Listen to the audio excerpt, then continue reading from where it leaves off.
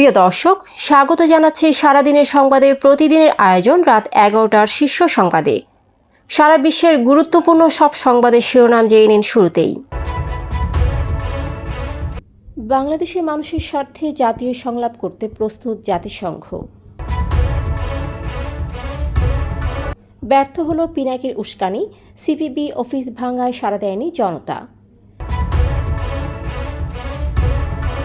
41 দেশের নাগরিকদের যুক্তরাষ্ট্র ভ্রমণে নিষেধাজ্ঞা দিচ্ছেন ট্রাম্প। ট্রেনের সন্ত্রাসী হামলার মূল পৃষ্ঠপোষক ভারত, বলছে পাকিস্তান।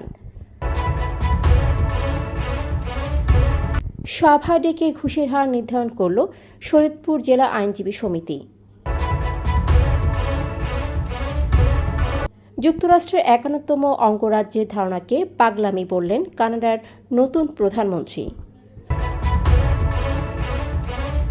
রমজানের প্রথম 10 দিনে কাবায় রেকর্ড 2.5 কোটি মুসল্লি। কন্টেন্ট যাচাইয়ে মেটা চালু করছে নতুন কমিউনিটি নোটস। এককভাবে আর্থিক সহযোগিতাকারীদের নাম প্রকাশ সম্ভব না, বললেন নাহিদ ইসলাম।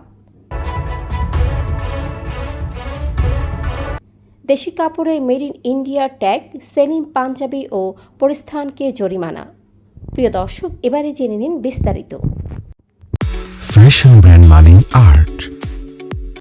বাংলাদেশের মানুষের স্বার্থে সার্বিক পরিস্থিতি উত্তরণে জাতীয় সংলাপ করতে প্রস্তুত উল্লেখ করে জাতিসংঘ মহাসচিব বলেন, বাংলাদেশ রোহিঙ্গাদের জন্য এখনও যা করেছে তা প্রশংসনীয়। তাদের দেশে ফেরাতে বাংলাদেশের সঙ্গে কাজ করবে জাতিসংঘ। এই সময় বাংলাদেশের অন্তর্বর্তী সরকারের সংস্কার উদ্যোগের বিষয়েও আলোচনা করেন গুতেরেস। শনিবার বিকেল 5টায় জাতিসংঘ মহাসচিব আন্তোনিও গুতেরেস যৌথ সংবাদ সম্মেলনে একথা বলেন। এর আগে এদিন সকালে রাজধানী গুলশানে জাতিসংঘের নতুন ভবনে এক অনুষ্ঠানে জাতিসংঘ মহাসচিব রোহিঙ্গা ইস্যুতে বাংলাদেশকে জাতিসংঘের সমর্থন অব্যাহত রাখার কথা পুনর্ব্যক্ত করেন। মাগুরার ধর্ষণের শিকার শিশুর মৃত্যুর ঘটনায় প্রতিবাদে শোক মিছিল করার ঘোষণা দিয়েছে বাংলাদেশ কমিউনিস্ট পার্টি।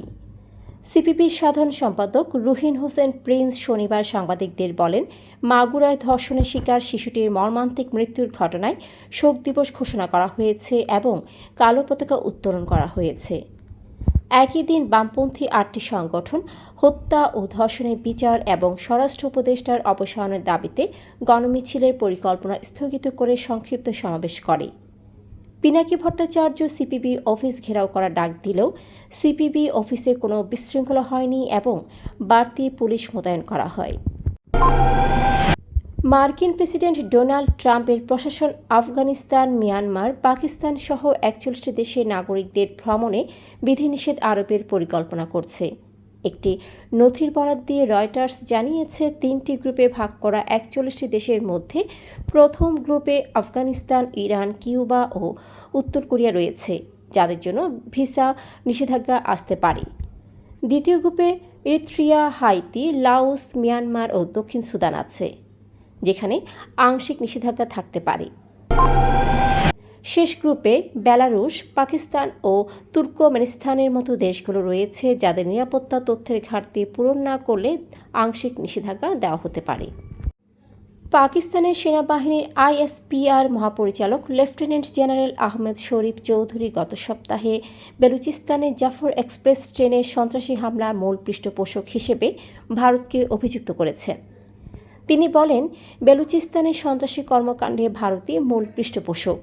এছাড়া তিনি ভারতীয় মিডিয়ার মাধ্যমে বিচ্ছিন্নতাবাদী গোষ্ঠী বিএলএর ভিডিও প্রচারের কথাও উল্লেখ করেন, যা হামলা দায় তাদের উপর চাপায়। শরীয়তপুর জেলা আইনজীবী সমিতি সম্প্রতি একটি সভায় ঘুষ দেওয়ার পরিমাণ নির্ধারণের রেজুলেশন গ্রহণ করেছে, যা ফেসবুকে ভাইরাল হলে ব্যাপক সমালোচনার সৃষ্টি হয়। সাধারণ মানুষ অভিযোগ করেন, এটি ঘুষকে বৈধতা দেওয়ারও চেষ্টা। গত 6 মার্চ অনুষ্ঠিত সভায় সভাপতিত্ব করেন অ্যাডভোকেট জাহাঙ্গীর আলম কাশেম এবং সভা পরিচালনা করেন সাধারণ সম্পাদক অ্যাডভোকেট কামরুল হাসান। এ সভায় ঘুষের পরিমাণ সহনীয় পর্যায়ে নামিয়ে আনার সিদ্ধান্ত নেওয়া হয়। কানাডার নতুন প্রধানমন্ত্রী হিসেবে শপথ নিয়েছেন সাবেক কেন্দ্রীয় ব্যাংকার মার্ক কার্নি। শপথ গ্রহণের পর তিনি সাংবাদিকদের বলেন, কানাডা কখনোই যুক্তরাষ্ট্রের অংশ হবে না এবং মার্কিন পররাষ্ট্রমন্ত্রী মার্কো রুবিওর ৫১তম অঙ্গরাজ্যের ধারণাকে পাগলামি আখ্যা দেন। জাস্টিন ট্রুডোর যুগের পর শুক্রবার গভর্নর জেনারেল মেরি সাইমনের উপস্থিতিতে আনুষ্ঠানিকভাবে শপথ নেন কার্নি। অনুষ্ঠানে রাজা চার্লসের ব্যক্তিগত প্রতিনিধি সাইমনও উপস্থিত ছিলেন। চলতি রমজান মাসের প্রথম ১০ দিনে পবিত্র কাবা শরীফে হাজির হয়েছেন রেকর্ড সংখ্যক ২.৫ কোটি মুসল্লি, যা আগে কখনো হয়নি। সৌদি সরকারের the General Presidency for the Affairs of Grand Mosque and the Prophet's Mosque এক বিবৃতিতে জানায়, রমজানের এই ১০ দিনে ৫,৫০,০০,০০০ মুসল্লি ওমরাহ পালন করেছেন, যা একটি নতুন রেকর্ড। মেটা সোশ্যাল মিডিয়া প্ল্যাটফর্মে কন্টেন্ট যাচাইয়ের জন্য নতুন কমিউনিটি নোটস ফিচার চালু করতে যাচ্ছে। এই ফিচারটি প্রথমে যুক্তরাজ্যে ফেসবুক, ইনস্টাগ্রাম ও থ্রেডসে পরীক্ষামূলকভাবে চালু হবে। ব্যবহারকারীরা নিজেদের যাচাই করা তথ্য প্ল্যাটফর্মে যুক্ত করে কন্টেন্ট মডারেশনে সাহায্য করতে পারবেন। মেটা আশা করছে এই ব্যবস্থার মাধ্যমে ভুল তথ্য ও মিথ্যাচার সহজে চিহ্নিত করা যাবে। জাতীয় নাগরিক পার্টির আহ্বায়ক নাহিদ ইসলাম বলেছেন, এককভাবে এই সংস্কৃতি কিন্তু আমাদের পক্ষে করা সম্ভব না। আমাদের কারা আর্থিকভাবে সহযোগিতা করছে, আমরা যদি তাদের নাম প্রকাশ করি, তারা কোনোভাবে ক্ষতির শিকার হবে না। সেই নিশ্চয়তা সরকারের পক্ষ থেকে দিতে হবে। সেই সংস্কৃতি তো বাংলাদেশে এখনও তৈরি করা যায়নি, কিন্তু আমরা চাই সেই সংস্কৃতিটা হোক, সকল রাজনৈতিক দলই সেই সংস্কৃতি গ্রহণ করুক। শুক্রবার রাজধানীর বাংলা মোটরে জাতীয় নাগরিক পার্টির কার্যালয়ে আয়োজিত সংবাদ সম্মেলনে এ কথা বলেন তিনি।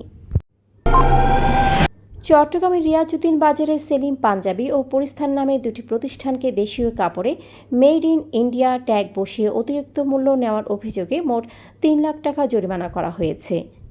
জাতীয় ভোক্তা অধিকার সংরক্ষণ অধিদপ্তর শনিবার অভিযান চালিয়ে এই প্রতারণা ধরতে সক্ষম হয়। সেলিম পাঞ্জাবি ২ লাখ টাকা জরিমানা ও পরিস্থানকে ১ লাখ টাকা জরিমানা করা হয়। প্রতিষ্ঠানগুলো স্বীকার করেছে যে ভারতীয় ট্যাগ ছাড়া ক্রেতারা আগ্রহী হন না। ভোক্তা অধিকার সংরক্ষণ অধিদপ্তর জানায়, এ ধরনের প্রতারণার বিরুদ্ধে ভবিষ্যতে আরও কঠোর অভিযান পরিচালনা করবে। দর্শক, এতক্ষণ আমাদের সাথে থাকার জন্য ধন্যবাদ। প্রতি মুহূর্তে দেশ বিদেশের গুরুত্বপূর্ণ সব সংবাদ জানতে ভিজিট করুন www.সারাদিনেরসংবাদ.com ও চোখ রাখুন সারাদিনের সংবাদের অফিসিয়াল ফেসবুক পেজে। Fashion brand money art. Men's, ladies and kids wear art. Be smart.